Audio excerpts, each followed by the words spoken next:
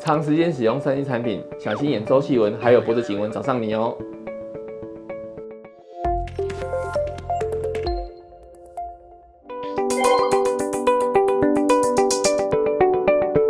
很多人讲到老化，第一个想到的就是它的法令纹，或者是说这种抬头纹、皱眉纹的地方，没有错，这些地方很容易看出你的老态。但是其实还有一些小地方，大家常常会忽略，譬如说你眼睛周围的细纹，还有是像脖子的颈纹等等。怎么说呢？大家知道，自从疫情之后啊，大家都会戴口罩。那你一旦戴口罩之后，这些比较明显的粗纹路很容易就被遮掩掉。但是这种露出来的地方，像口罩以外的这个眼睛周围的细纹，还有颈纹是遮不到的，那你就很容易让人看出你的老态。那这些小地方你如果没有注意的话，人家就很容易猜到你的年龄。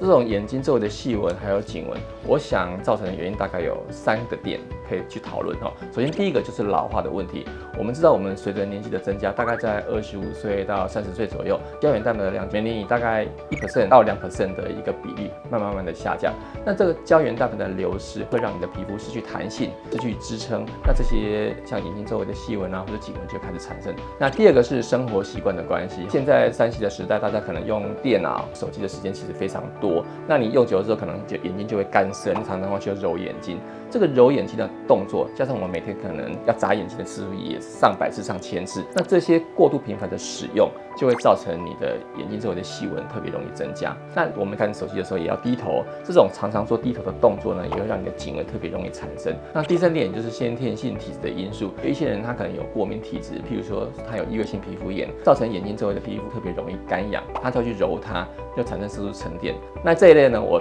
统一把它归类为先天性体质所造成的细纹。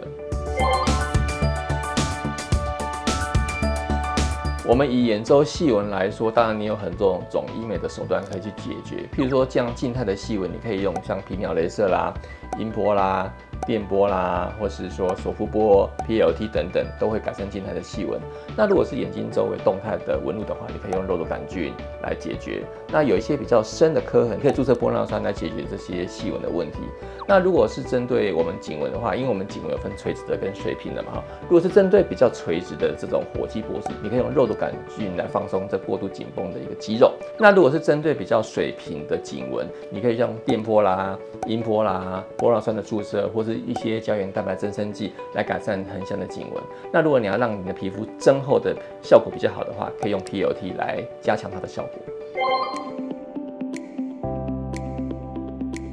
因为 PLT 它是高浓度，每瓶有定量10亿颗以上的血小板，所以它有丰富的生长因子。那这些生长因子呢，它可以促进胶原蛋白的增生、血管的增生，还有让我们萎缩的表皮层增厚，回到比较年轻的状态。所以它不管是单独使用，或者是搭配其他医美的疗程同时进行，效果都还蛮好的。那你说用玻尿酸去注射眼睛周围的细纹或者颈纹不好吗？其实是蛮不错的，但是有2个比较大的缺点。首先，第一个是眼睛周围的皮肤还有脖子的皮肤其实非常的薄，即使你注射的技术再好，都可能会产生凹凸不平的情形。所以在脖子可能会产生像珍珠项链一颗一颗的凸起，那眼睛周围可能产生一些像毛毛虫的一个凸起。那第2点呢，是这些玻尿酸的材质注射在我们比较薄的皮肤下面的时候呢，会产生所谓的廷德尔效应，会产生蓝蓝的色调。那 PLT 呢，它避开了这2个缺点，因为它不是一个填充剂，所以它不会有凹凸不平的情形，它也不是凝胶的材质，所以不会折射出这些廷德尔效应，造成蓝蓝的情形。可以说它产生的效果非常的自然。